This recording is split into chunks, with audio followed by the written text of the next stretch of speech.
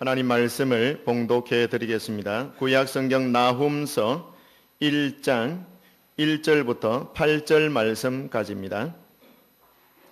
페이지 수는 1300페이지 있습니다. 나훔서 1장 1절에서 8절 말씀까지 제가 봉독하겠습니다. 니느웨에 대한 경고 곧 엘고스 사람 나훔의 묵시의 글이라. 여호와는 질투하시며 보복하시는 하나님이시니라. 여호와는 보복하시며 진노하시되 자기를 거스르는 자에게 여호와는 보복하시며 자기를 대적하는 자에게 진노를 품으시며 여호와는 노하기를 더디하시며 권능이 크시며 벌 받을 자를 결코 내버려 두지 아니하시느니라. 여호와의 길은 회오리 바람과 광풍에 있고 구름은 그의 발의 티끌이로다. 그는 바다를 꾸짖어 그것을 말리시며 모든 강을 말리시나니 바산과 갈멜이 쇠하며 레바논의 꽃이 시드는도다. 그로 말미암아 산들이 진동하며 작은 산들이 녹고 그 앞에서는 땅 곧 세계와 그 가운데에 있는 모든 것들이 솟아오르는도다. 누가 능히 그의 분노 앞에 서며 누가 능히 그의 진노를 감당하랴. 그의 진노가 불처럼 쏟아지니 그로 말미암아 바위들이 깨지는도다. 여호와는 선하시며 환난 날의 산성이시라. 그는 자기에게 피하는 자들을 아시느니라. 그가 범람하는 물로 그곳을 침멸하시고 자기 대적들을 흑암으로 쫓아내시리라. 아멘. 여러분, 나훔이라는 히브리 말은 위로라는 뜻입니다. 위로. 근데 이것이 사람에게 연결되어져서 사용할 때는요, 위로자라는 뜻을 담고 있습니다. 나훔, 위로자라는 뜻이죠. 그러나 오늘 말씀에 보시면은 1절 말씀에 보십시오. 니느웨에 대한 경고, 곧 엘고스 사람 나훔의 묵시의 글이라, 이렇게 시작되고 있습니다. 딱 보시면은 나훔서는 3장으로 되어 있는데요, 전체 3장에서 고대 아수르 나라의 수도였던 니느웨 성에 대한 하나님의 심판의 경고가 담겨 있는 책이라, 그렇게 보시면은 딱 맞습니다. 근데 여러분, 요나서와 함께 아수르의 수도였던 니느웨에 대한 하나님의 예언을 기록한 책이긴 한데요, 요나서와 나훔서가 다른 점이 뭐냐? 요나서는 니느웨 성의 회개, 그리고 그들이 하나님께서 베풀어 주신 구원, 이것을 언급한 내용이지만, 그러나 나훔서는 요나가 니느웨 성에 가서 회개를 선포하고 그 이후에 약 148년 정도 지난 다음에 하나님의 심판으로 니느웨 성이 멸망한 것을 언급한 내용인 것입니다. 여러분, BC 722년에 북이스라엘 나라가 아수르에 의해서 멸망당했죠. 아수르에서 멸망당한 이 북이스라엘이 요나가 그때 당시 BC 760년경에 아수르의 수도였던 니느웨 성에 가가지고 예언을 선포했으니까 벌써 민족이 멸망당한 북이스라엘이 아수르에 의해서 멸망을 당했으니까 그 상처를 가지고 있는 요나가 내 동족을 멸망시킨 아수르, 내 동족의 생명을 빼앗아간 이 아수르, 마음에 굉장히 원한이 사무쳐 있겠죠. 한데 하나님께서 그 요나를 니느웨 성, 아수르의 수도 니느웨 성에 가가지고 하나님의 심판을 경고해라. 그러니까 메시지를 선포하니까 니느웨 성 사람들이 다 회개하고 하나님 앞에 이제 돌아서게 되니까 하나님이 심판을 내리기로 했다가 안 내리신단 말이에요. 그러니까 요나가 하나님 앞에 몹시 분을 내고 화를 내는 것을 요나서에서 우리는 읽어볼 수 있죠. 하지만 여러분, 요나가 멸망을 선포하고 난 다음에 니느웨 성 사람들 회개하고 돌이켜서 하나님의 벌을 안 받았죠. 심판을 안 받았습니다. 그로부터 정확하게 148년이 지난 다음에 니느웨 성은 망했습니다. 결국은 나훔 선지자가 지금 그걸 선포하러 간 것입니다. 니느웨 성은요, BC 612년에 망했습니다. 바벨론 나라에 의해서 멸망당했거든요. 그러니까 요나의 멸망 선포 선고 이후에 148년을 지탱할 수 있었지만 148년 이후에 결국에는 망하고 말았습니다. 자, 그럼 우리는 오늘 요나서 이후에 나훔 연결되는 거죠. 나훔서를 가만히 읽어보면은 하나님이 어떤 분이신가라는 것이 알아지게 됩니다. 우리 많은 성도들은 하나님은 사랑의 하나님, 은혜로우신 하나님, 또 인자와 긍휼이 풍성하신 하나님, 사랑의 하나님인 줄만 알고 있어요. 은혜를 베푸시는 하나님만으로 알고 있어요. 하지만 하나님을 그렇게만 알면은 50점밖에 안 됩니다. 하나님은 공의로우신 하나님이십니다. 죄에 대해서 반드시 보복하시고 심판하시는 죄에 대해서는 그냥 간과하시지 않습니다. 어떤 죄라도 그 죄가대로 하나님이 반드시 심판하시는 하나님. 그래서 하나님의 성품에는 공의로우신 하나님. 이걸 여러분 알고 계셔야 돼요. 사랑의 하나님만 아는 것이 아니라 사랑이 있지만은 그 사랑을 올바르게 실행하기 위해서는 죄에 대해서 공의로운 심판을 내리는 하나님이 함께 있어야 돼요. 그래서 우리는 하나님을 생각할 때에 은혜로우시고 사랑이 많으신 하나님이기도 하지만 죄에 대해서 반드시 심판하시는 공의로우신 하나님. 이걸 동시에 알고 있어야 하나님을 온전하게 아는 것입니다. 근데 여러분, 니느웨의 멸망은요, 하나님이 얼마나 투기하시는가, 얼마나 보복하시는 하나님인가 라는 것을 분명하게 드러내는 성경입니다. 여러분 1장 2절을 한번 보십시오. 2절에 보시면은 하나님께 대하여 나훔 선지자가 말하기를 여호와는 어떤 분이시라고요? 질투하는 하나님, 또요 보복하시는 하나님, 또 여호와는 보복하시며 진노하시되 자기를 거스르는 자에게는 반드시 보복하신다 이겁니다. 자기를 대적하는 자에게 무엇을 품으신다고요? 진노를 품으시는 하나님이시다라는 것을 이 하나님의 성격, 성품을 온전하게 드러내고 있는 것을 볼 수가 있습니다. 여러분, 우리가 하나님이 어떤 분이신가, 하나님의 성품, 하나님의 성품을 잘 알고 있어야 그 성품을 잘 아는 것이 여러분의 삶의 수준을 좌우하는 중요한 영향력을 끼칠 수 있습니다. 여러분, 내가 하나님을 섬기는데 하나님이 어떤 분이신지, 하나님이 가지고 계신 성품이 어떤 성품인지 그걸 잘 모르고 하나님을 섬길 수는 없어요. 여러분, 우리가 가정에서 자녀들이 자기 아버지, 어머니 보면은 자라면서 본단 말이죠. 우리 아버지 성품은 어떻다, 우리 어머니 성격은 어떻다라는 것을 체험적으로 아는 거예요. 그렇죠, 여러분? 그 아니까 온전하게 인격적으로 그 부모 자식 간의 교제가 일어날 수 있는 겁니다. 그런데 우리 아버지는 어떤 사람인지 몰라. 우리 어머니 성격이 어떤 성격인지 몰라. 그거는요, 그 가정 안에서 부모와 자식이 온전한 어떤 교제가 일어날 수 없는 거죠. 잘 모르면은요. 근데 여러분, 우리가 하나님을 온전하게 아는 것, 하나님의 성품을 바르게 아는 것, 이것이 여러분의 삶의 질과 삶의 내용을 결정하는 중요한 요소다 이 말입니다. 신앙이라는 것이 뭡니까? 내가 섬기는 하나님을 바르게 알아가는 것이 신앙인 겁니다. 그저 지식적으로만 아는 게 아니라 하나님의 성품 있는 그대로를 바르게 내가 이해하고 깨달아야 되는 것이죠. 그거 여러분 있어야 신앙생활이 온전하게 되는 겁니다. 여러분 한번 보실까요? 나훔서는요, 아수르의 수도였던 니느웨가 멸망당하는 것을 설명을 하는 것인데, 나훔이라는 선지자가 그 시대 당시에 니느웨 성의 멸망을 선포할 때에 니느웨 성 사람들은 콧방귀를 뀌었습니다. 웃기는 소리 하고 있네. 이 성이 어떤 성인데 멸망을 당한단 말인가? 이 성은 누구라도 멸망시킬 수 없는 가장 든든하고 안전하고 천년적인 지형 가운데에 딱 감싸져 있는 이런 요새와 같은 장소인데 니느웨 성이 뭐 어떻게 무너진다고? 말도 안 되는 소리 그러고 있었습니다.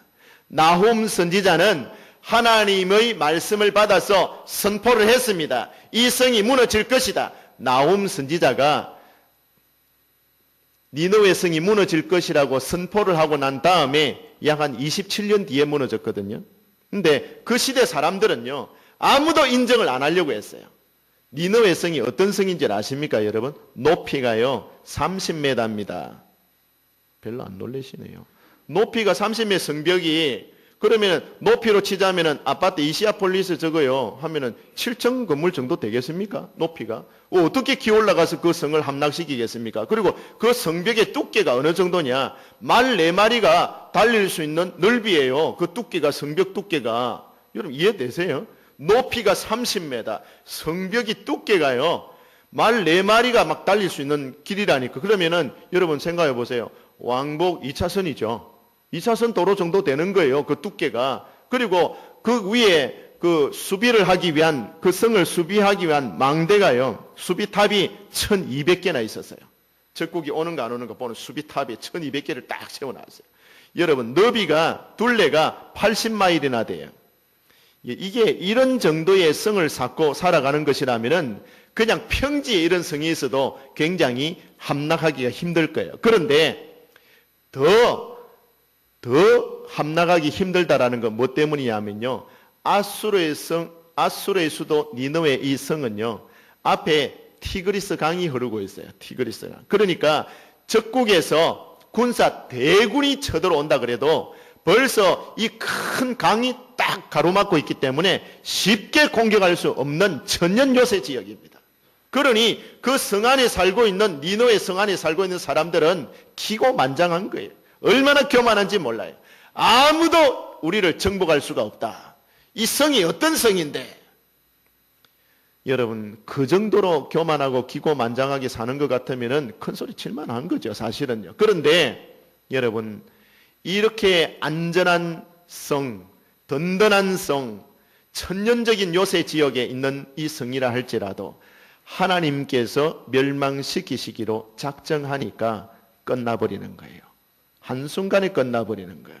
여러분 우리는 이 중요한 나홈서를 읽으면서 뭘 깨달아야 되느냐? 여러분 세상적으로 우리가 아무리 좋은 것 가졌다고 하고 우리가 아무리 안전한 삶의 시스템을 구축하고 안전하게 우리가 사는 그런 상황이라 할지라도 그것이 죄악의 결과로 이루어진 것이라면은 모래 위에 세운 집처럼 어느 순간에 갑자기 무너질는지 모른다라는 것을 아셔야 됩니다. 여러분, 이 니느웨 성에 살고 있는 아수르 사람들이 그 성을 쌓고 그 안에서 어떤 모습으로 생활했는가, 어떻게 살았는가, 그 성에 살고 있는 사람들이 어떻게 살았는가, 그거는요 3장 1절부터 4절까지 자세하게 설명을 해놓고 있습니다. 시간 관계상 다 읽지는 않았습니다만 한번 짚어볼까요? 3장을 여러분 펴보시고 제가 말씀을 드리는 부분만 눈을 여기 한번 보십시오. 3장에 펴보시면은 화 있을진저, 누가 말씀합니까? 하나님이요. 피의 성이요. 어떤 성을 가리킵니까? 니느웨 성이요. 피의 성. 그 다음에 그 안에는, 성 안에는 거짓이 가득하고, 그 다음에 포악이 가득하고, 탈취가 떠나지 아니하는도다. 여기서 벌써 피의 성, 잔인한 성, 사람을 살육하고 사람을 죽여서 피로 가득한 성이라 이 말입니다. 그 다음에 거짓과 포악과 탈취가 벌써 4가지가 나오죠. 쭉 넘어가서 4절에 보시면은 이는 마술에 능숙한 미모의 음녀가 음행을 함이라. 마술, 음행 2가지 더 나오죠. 이 마술은 거짓이라 말, 거짓. 사람을 속이는 거짓과 그 다음에 음행이 가득한 도성이라 이 말입니다. 그러니까 이것만 봐도 사람을 살육하는 피의 성, 잔인한 성, 거짓이 가득하고 포악이 가득하고 탈취가 있고 사람을 속이고 그 다음에 음행이 많은 이 성 하나님이 싫어하는 거예요. 여러분 우리가 가만히 보면요 멸망당하는 이유가 있어요. 사람이 망하는 이유가 있다니까요. 하나님이 보고 계시는 거예요. 이 땅에 사는 사람들의 삶을 하나님이 유심히 바라보고 계실 때에 그 도가 지나칠 때에 하나님은 반드시 그 죄가대로 심판하시는 분이에요. 공의로우신 하나님입니다. 니느웨 성이 아무리 안전해도 그 지역이 아무리 천년 요새 지역이라 할지라도 하나님이 그 사람들의 사는 삶의 모습을 보시고 심판해야 되겠다라고 작정하시면은 아무리 안전해도 천년 요새 지역이라도 한순간에 끝나버리는 겁니다. 여러분 그러니 우리 성도들이 이 땅에 사는 동안에 어떤 삶으로 살아야 될 것인가를 중요하게 교훈받을 수 있는 이 성경이 나훔서라는 것입니다. 아, 니느웨 성, 이 아수르 사람, 이 니느웨 성 사람들이 좋은 집에 견고한 성에 천년 요새 지역에 이렇게 떵떵거리며 사는데 이렇게 악하게 사니까 하나님이 심판을 하시구나라는 것을 여러분 우리가 볼 수 있는 것이죠. 우리 성도들이 이 땅에 살면서 옳지 못한 방법으로 얻은 모든 것들, 비록 그것이 일시적으로 여러분에게 유익을 주고 즐거움을 준다 할지라도 그것이 죄의 결과로 생긴 것들이라면 과감하게 버려야 됩니다. 그것이 여러분에게 결코 복이 되거나 유익이 될 수 없습니다. 우리는 눈앞의 이익보다 그 뒤에 있는 하나님의 진노를 생각할 수가 있어야 되는 것입니다. 이 세상의 모든 것에는 반드시 끝이 있고 그 끝에는 하나님의 공의로운 심판이 기다리고 있다는 사실을 두려움으로 의식해야 되는 것입니다. 여러분 1장에 여러분 자세히 한번 보십시오. 니느웨에 대한 심판을, 이 멸망의 심판을 내리는 분이 어떤 분이라고 말씀하고 있습니까? 2절 여러분 보시면 여호와는, 그 주인이 심판을 내리는 분이 여호와라는 사실인 것입니다. 사람이 아닙니다, 여러분. 하나님의 작정은 공의로우신 성품, 절대적인 위엄으로 내리신 것이다 라는 것을 분명하게 보여주고 있습니다. 여러분 2절과 8절에서 여러분 보시면은요, 바로 그것입니다. 2절과 8절에서 말씀하고 있는 것은 하나님이 이 세상 만민을 위해서 세우신 하나님의 선과 악의 기준이 있다라는 것을 분명하게 설명하고 있습니다. 그 하나님이 세우신 선과 악의 기준에 따라서 이 세상을 다스리시고 심판하신다라는 것을 보여주고 있습니다. 여러분, 니느웨 성은요, 예수님 탄생하시기 전 곧 BC 612년에 니느웨 성이 망합니다. 니느웨 성이 망하고 그 다음에 7년 이후에 BC 605년에 나라 전체가, 아수르 전체가 망하게 됩니다. 먼저 수도가 망하고 니느웨 성 아수르의 수도가 망하고 7년 뒤에 나라 전체가 망하게 되는 겁니다. 그런데 여러분, 멸망당할 때에 그때 상황을 2장에서 자세하게 보여주고 있어요. 2장에서 여러분 가만히 보시면은요, 1절에서 7절 말씀까지 가만히 보시면은 이렇게 망했구나, 이런 망하는 장면들이 아주 자세하게 묘사가 되어 있는 걸 볼 수 있어요. 마치 한 장의 드라마 사진을 보는 것과 같아요. 그런데 여러분, 지금 니느웨 성이 나훔 선지자가 선포할 때 그때 당시에 니느웨 성은 건재하고 있었습니다. 장차 이렇게 망할 거다라고 말하는데 들어보니까 너무너무 사실적으로 묘사해놨어요. 마치 과거에 있었던 일을 이야기하는 것처럼 이렇게 사실적으로 기록해놨어요. 그런데 니느웨 성 사람들은 어째 그렇게 망한다고, 택도 없는 소리, 어림없는 소리 이렇게 콧방귀 끼고 있다가 적어도 여러분 30년 가까운 세월이 지나고 난 다음에, 27년 세월이 지나고 난 다음에 예언한 그대로 망했어요. 이 하나님께서 나훔 선지자를 통해서 말씀하신 이 메시지가 하나도 땅에 떨어지지 않고 그대로 성취가 되어서 니느웨 성이 망하는 것을 볼 수가 있어요. 여러분 1장 그 끝에 한번 보세요. 8절 한번 보세요. 그는 니느웨 성을 말하는 거예요. 범람하는 물로 하나님이 범람하는 물로 그곳을 진멸하시고 하는데, 하나님이 니느웨 성을 심판하실 때에 어떻게 심판당했느냐, 니느웨 성이 티그리스 강 마주보고 있었다 그랬잖아요. 범람하는 강물로 니느웨 성이 망한 거예요.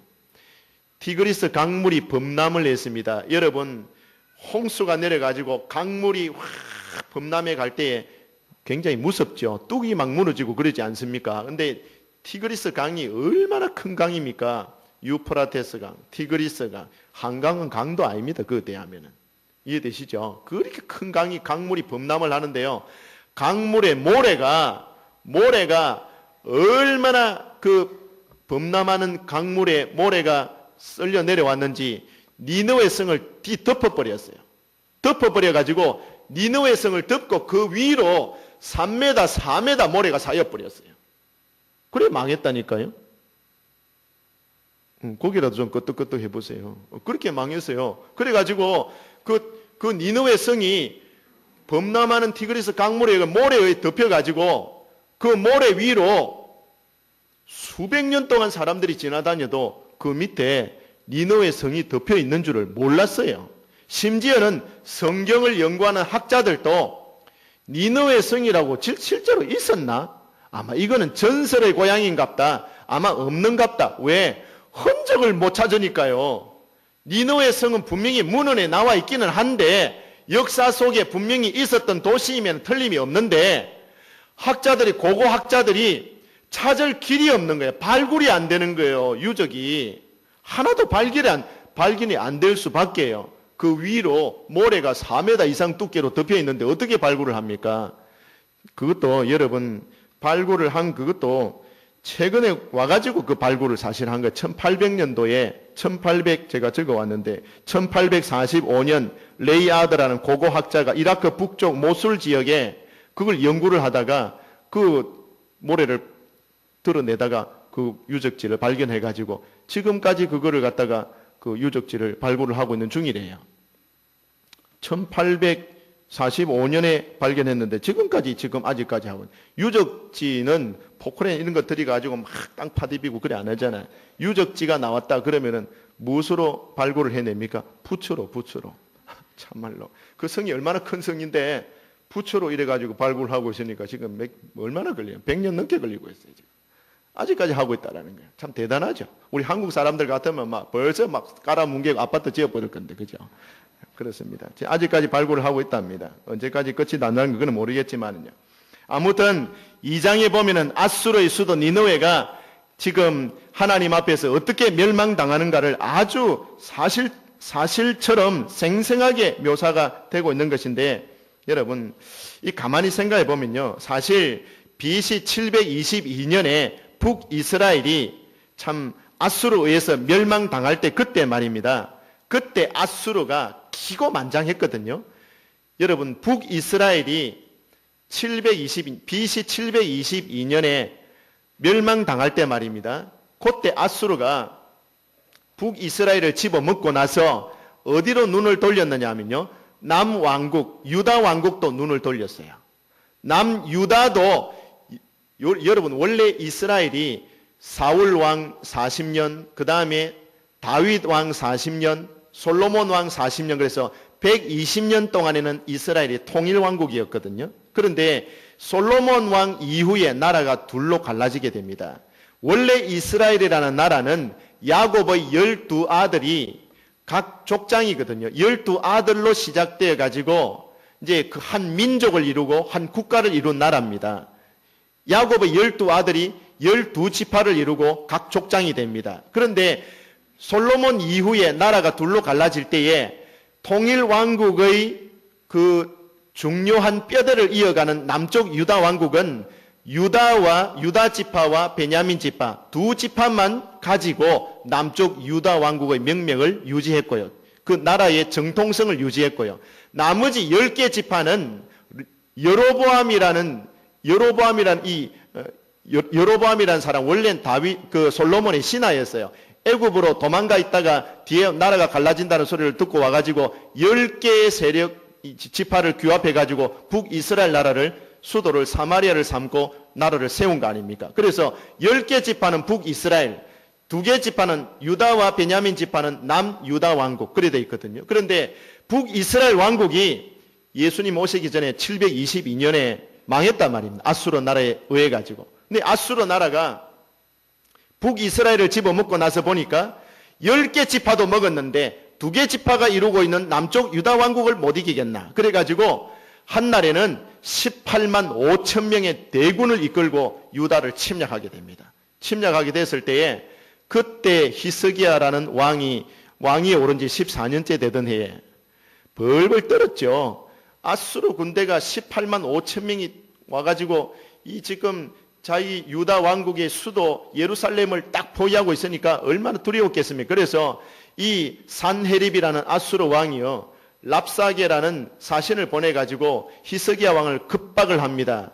너가 있는 거 금을 내놔라, 은을 내놔라, 지금 말할까 돈 내놔라 이 소리거든요. 그래가지고 급을 집어먹고 처음에 갖다 준 돈이 얼마나 되느냐, 성경을 가만히 보면요, 열왕기하 18장에 나옵니다. 열왕기하 18장에 보시면은요, 아수르 왕 사네립의 급박에 의해서 히스기야 왕이 갖다 바친 게 금이 300달란트, 금이 10톤이다, 10톤. 은이 10톤. 그 다음에 금은 30달란트를 갖다 주었다 그래서 1톤을 갖다 준 거예요. 금을 1톤, 은을 10톤, 이렇게 갖다가 바치니까 이 산헤립이라는 아수르 왕이 그걸 딱 받아보니까 약간 겁을 주었는데 이렇게 딱 갖다 바치네.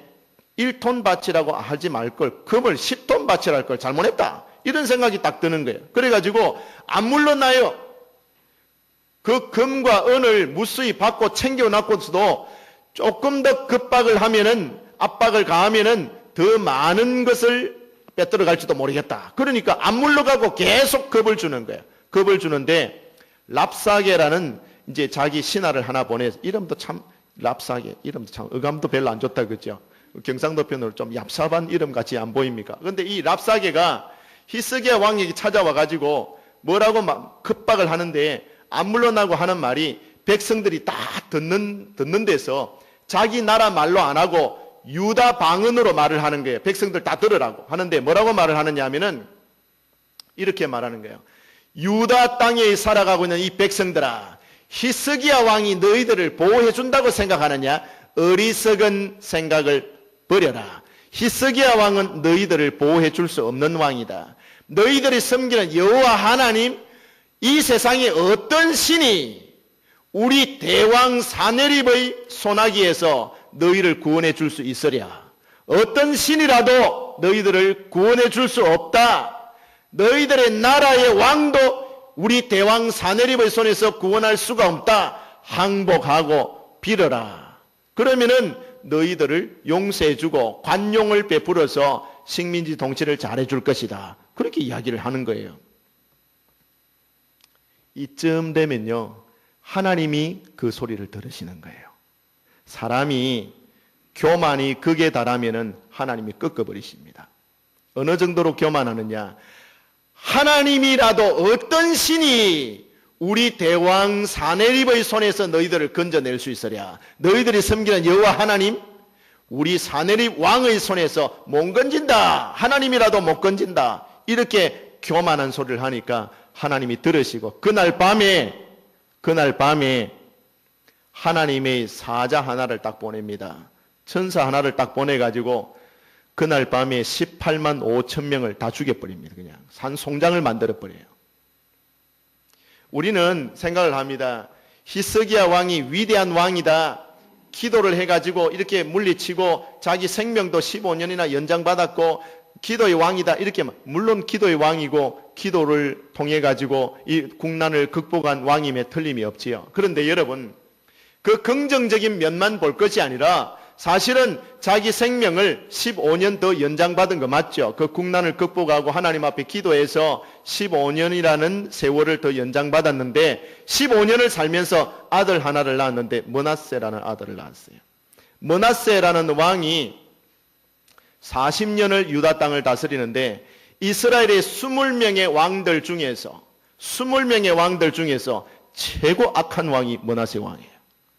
기도해가지고 수명 연장받아가지고 기도해가지고 응답받은 그것만 여러분 생각하시잖아요. 그런데 응답받았는데 그 응답받아가지고 수명 연장돼가지고 사는 15년 동안에 낳은 아들이 므낫세인데 이 므낫세가 제일 악독한 왕이 그 므낫세가 태어났다. 그 기간 중간에.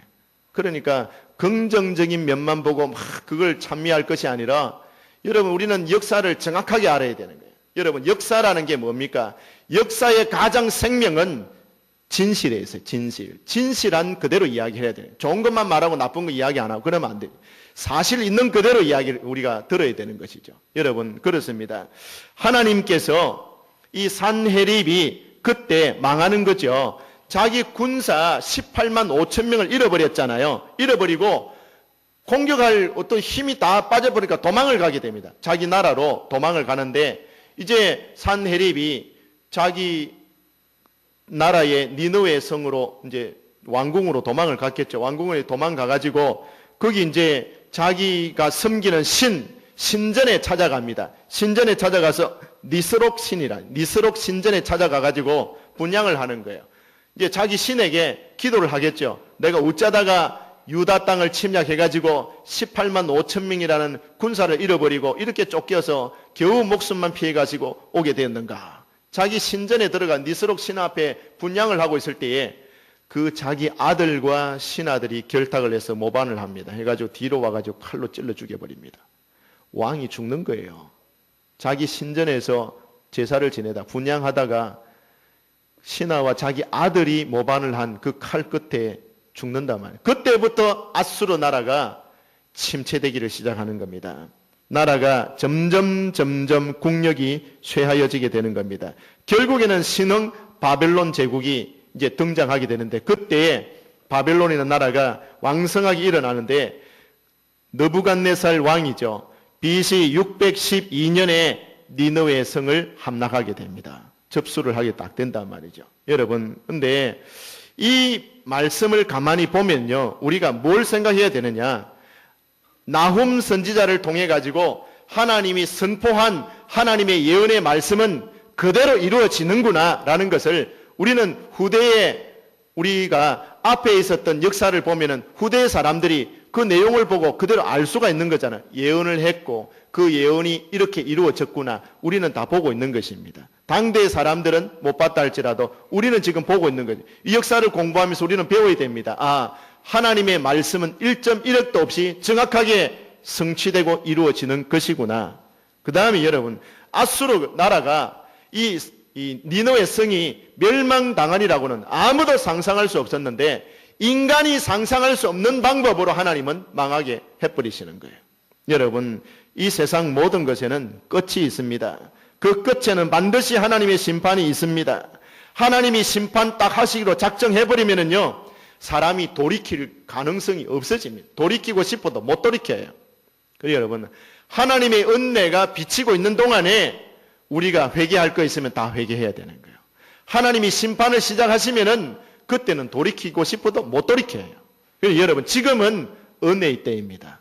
지금은 하나님이 우리에게 은총을 베풀고 계십니다. 돌이키고 회개하고 하나님께로 돌아올 수 있는 기회가 아직까지 저와 여러분에게 남아 있습니다. 그런데 여러분의 개인에게 종말이 이르든지 이 땅의 종말이 이르든지 어느 순간인가 하나님이 심판하신 그때, 종말의 때가 딱 오면은요, 그때는 여러분들이 못 돌이켜요.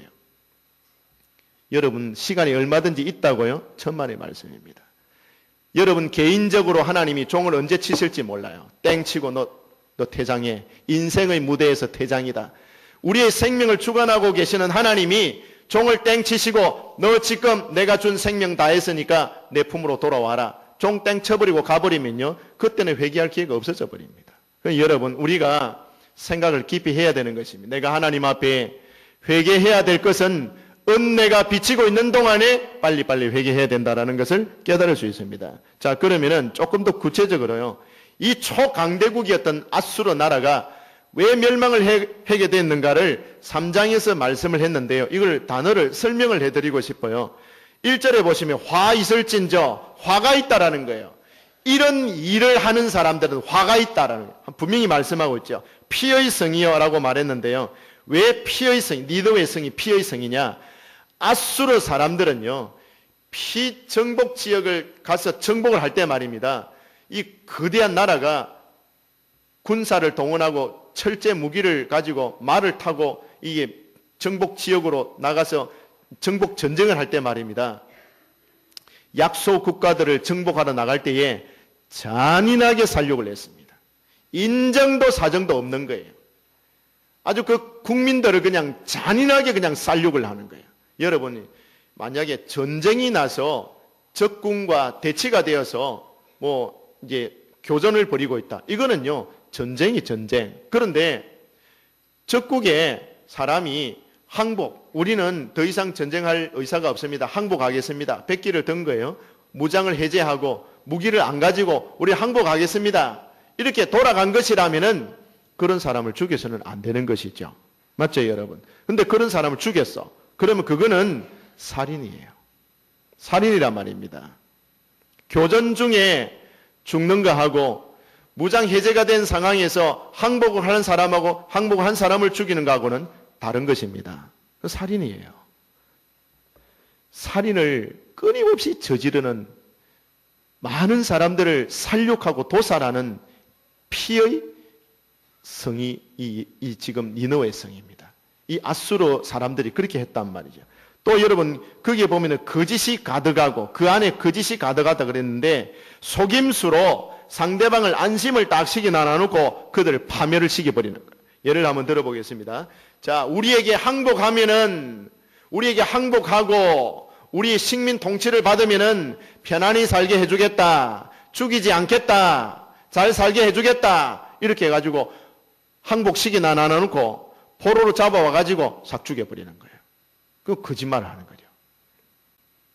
포로는 죽이지 않겠다 해놔놓고 포로 항복하고 포로로 끌려온 사람들을 다 죽여버리는 거예요. 지키지도 않을 약속을 거짓으로 남발해가지고 그 사람들 무장 해제시키고 다 죽여버리는 이런 수법을 취했어요. 아주 거짓에 능수능란한 사람들입니다. 거짓이 가득하다는 거예요. 그 다음에 포악이 가득하며 이게 노략질하는 거예요. 노략질하는 거예요.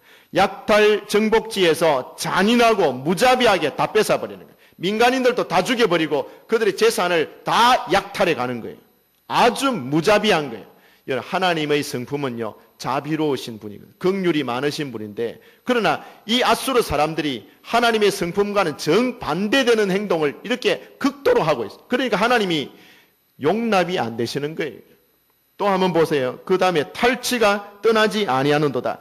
쉴 새 없이 이 나라 저 나라 이곳 저곳을 다니면서 끈질기게 약속 국가들을 침략하고 노략질하고 짓밟는 거예요. 심지어는 그 아수르인들이 어느 정도로 잔인하게 했느냐. 사람을 살육할 때 사람의 그 가죽을 벗겼다라는 그런 고대 문헌들도 있습니다. 그러니 보통 악한 족속들이 아니죠. 그 다음에 여러분 보세요. 4절에 보시면은 마술에 능숙한 미모의 음녀, 이렇게 마술에 능숙하다. 그런데 이건 속임수를 잘 쓰기 때문에 마술에 능숙하다. 이런 의미를 쓰고 있는 것입니다. 근데 식민 통치 잘 받으면은 잘 살게 해줄게. 이래 해가지고 식민 통치를 받게 하고 난 다음에는 그 사람들이 가지고 있는 재산을 싹 다 뺏어버리는 거죠. 우리나라도 사실 일제 36년에 식민 통치를 받은 전력이 있죠. 한일 강제 병합. 옛날에는 한일 합방인데 한일 합방이라는 말은 안 맞아요. 우리가 자원해서 합방한 게 아니기 때문에 강제 병합이라고 해야 되죠.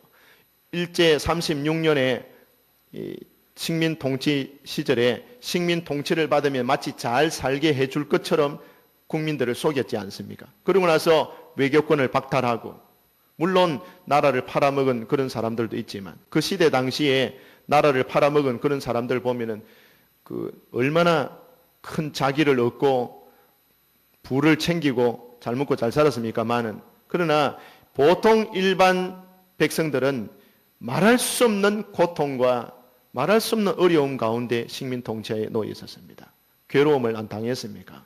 식민 통치 받으면 잘 살게 해줄게. 잘 살기는 뭘 잘 살았습니까? 얼마나 고통과 폭압과 억압 속에 우리 국민들이 희생을 하고 피땀을 쏟아냈습니까? 여러분, 절대 식민 통치의 그 식민 국민들은 잘 살 수 있는 게 아닙니다. 이 거짓말을 하는 거예요.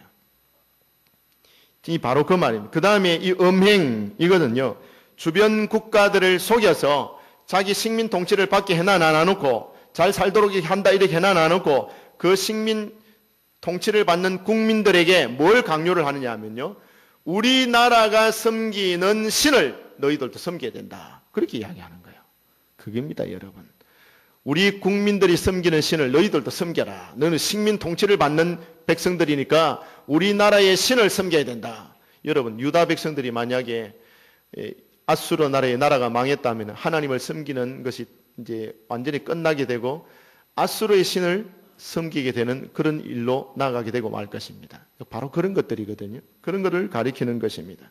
여러분, 말씀을 정리하려고 합니다. 우리가 오늘 나홈스를 바라보면서 이 역사적인 기록을 살펴보면서 뭘 생각해야 됩니까? 니느웨 성에 살던 아수르 사람들이 그들의 생활 방식, 어떤 생활 방식을 가지고 생활했느냐를 잘 살펴보면은 그것이 하나님의 진노를 불러오는 생활이었다라는 걸 알게 됩니다. 그럼 여러분, 우리가 역사를 공부해서 사람이 지혜로워지는 것은요, 그 역사 실수한 과거의 선조들의 역사가 똑같은 전철로 밟지 아니하고 그 역사의 실패를 교훈 삼아서 바른 길로 갈 수 있다면 역사를 배운 사람들이 지혜로운 게 아닙니까? 그럼 여러분, 우리는 살펴봅니다. 하나님이 어떤 사람에게 대하여서 진노하시는가를 볼 수 있습니다. 하나님이 어떤 것을 싫어하시는가. 여러분 한번 2절에 한번 보십시오.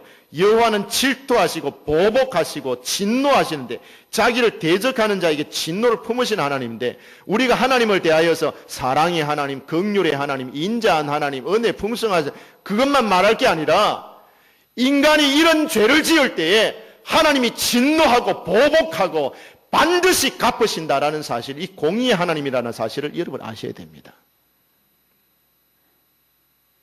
사랑하는 성도들이요, 우리가 성도로서 이 땅에 삽니다. 하나님의 백성으로서 이 땅에 삽니다. 그러면요, 하나님의 백성다운 삶의 모습이 있어야 됩니다. 망령되고 허탄한 일을 버려야 됩니다. 하나님이 진노하고 이를 갈고 계시는 일에 우리가 가담하고 거기 동조하고 거기 앉아 있어서는 안 됩니다. 세상적으로 유익이 되고 세상적으로는 즐거움이 되고 뭐 솔깃한 일이 된다 할지라도 그것이 끝에 가보면 하나님이 그 일에 대해서 진노하실 것이다, 심판하실 것이다 라는 것이 깨달아지면은 그 자리에서 일어나야 되는 거예요. 그 생활을 계속 유지하고 있어서는 안 되는 겁니다. 이익이 발생하는 것인데요, 아니 아무리 큰 이익이 발생하는 일이라도 하나님이 진노하실 일이라면은 빨리 버려야 됩니다. 그걸 계속 그냥 잡고 있어서는 안 되는 것입니다. 여러분, 이 말씀을 통해서 잘 생각을 해보십시오. 내 인생을, 삶의 기반을 어디에 두고 내 인생을 지금 짓고 있는 것인지. 여러분, 그 삶의 기반이 세상적으로 볼 때는 아무리 든든해 보이고 좋아 보이고 가치 있어 보이는 것이라 할지라도 하나님이 보시고 아니다, 그러면 불어버리시면 끝나는 거예요. 니느웨 성이 한순간에 무너지는 겁니다. 사람이 상상할 수 없는 방법으로 하나님이 멸망시켜버리는 겁니다. 사랑하는 성도들이요, 이 점을 꼭 기억하십시오.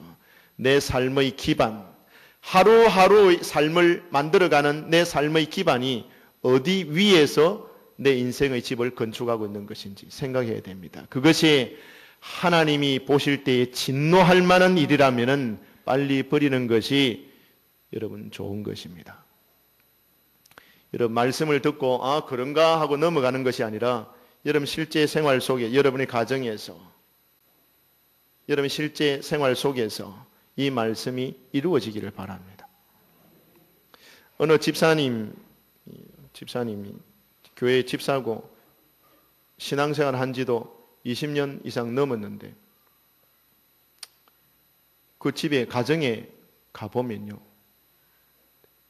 부적이 붙어져요. 지방에 부적. 우리 교회 아닙니다. 우리 교회 아니고. 우리 교회 그런 집사가 있었나 이렇게 생각하지 마시고요. 그런 집사, 그 집사입니까 그게? 그 부적이 자기 집에 뭐 애군을 막아줄 것이다, 그렇게 해서. 여러분 마음에 찔리는 분이 있습니까? 여러분 집에 부적 붙여 놓으신 분들이 있습니까? 떼기가 겁이 나서 못 떼는 분이 있습니까? 저한테 말씀하셔서 제가 가서 간단하게 처리해 드릴게요. 아니 제가 고등학교 다닐 때 말이죠, 우리 마을에 당산나무가 있었어요. 당산나무가 여름 그때 벼락을 맞아가지고 나무가 자빠졌다니까요. 그게 어디서 있었느냐면 도로가에 사당을 지어놓고 당산나무가 있었는데 벼락을 맞아가지고 턱 자빠졌는데 도로가로 자빠져 버려요. 그래가지고 차가 못 다니는 거예요. 그래가지고 민원이 생겼어요. 나무 좀 채워라. 그러니까 아무도 안 채우는 거예요. 부정 탄다고. 예? 당산나무 넘어진데 그거 손대면 부정 탄다고 아무도 안 건드리는 거예요. 참 가가이제. 그래갖고 어디로 전화 온 줄 압니까? 교회로 전화 왔어요. 목사님, 예, 좀 채워주이소. 목사님 저를 보면 고등학교 2학년 때, 야 배구나 가자, 톱 들고 가자. 예, 친구하고 둘이 갔다 아닙니까? 가가지고 싹 다 잘라가지고 있죠. 니 아까 가고 다 모아가지고 싹 그 정리를 해가지고 교회를 마당에다 다 갖다 놨거든요. 그 해 겨울에 참 잘 떼었습니다. 따뜻하게 국물 떼가지고 잘 썼습니다. 사람들은 겁이 나서 건드리지도 못해요. 아이고, 바보들이 바보들. 그 나무가 무슨 부정을 타가지고 그 나무가 무엇을 사람들에게 해코지를 할까 그렇게 생각하는데, 여러분 그게 불신자들이 가지고 있는 두려움이에요. 그 하찮은 나무에게도 두려움을, 당산나무다 그래 두려움을 가지는데, 예수 믿는 성도들이 천지를 지신 하나님을 의지하고 사는 백성들은 아무런 두려움이 없어요. 이 세상에 제일 강하고 힘 있는 사람이 어떤 사람인지 아십니까? 마음이 정직한 사람이에요. 꿀릴 게 없어요. 마음이 꿀릴 일이 있어 보세요. 큰 소리 못 쳐요. 지위가 높다고요? 신분이 높다고요? 뇌물을 받아 먹어보세요. 들통 날까봐 잠을 못 자는 거예요. 맞습니까? 힘 없어요. 지위가 높아도 부정하게 살면은 힘이 없습니다. 하나님 섬기고 하나님의 앞에 바른 믿음 가지고 하나님이 진노를 하실 만한 이런 죄를 멀리하고 깨끗하게 정직하게 살아보세요. 힘 있는 사람이 됩니다. 뭐가 부정탑니까? 부정 탈 일이 없어요. 예수 믿는 성도들 중에서 왜 문지방에다가 그 부적을 갖다 붙이고 예수 믿는 성도들이 이사를 했는데 왜 이사하는 날짜를 잡아야 됩니까? 어디 가서 물어보고. 예? 참 답답해요. 그런 분들도 아직 있더라고요. 그러지 말기를 바랍니다. 천지를 지신 우리 하나님이 저와 여러분을 지키십니다. 보호하십니다. 함께합니다. 이 세상의 천지간에 누가 여호와 하나님을 이길 자 있습니까? 아무도 없습니다. 귀신들요 꼼짝 못합니다.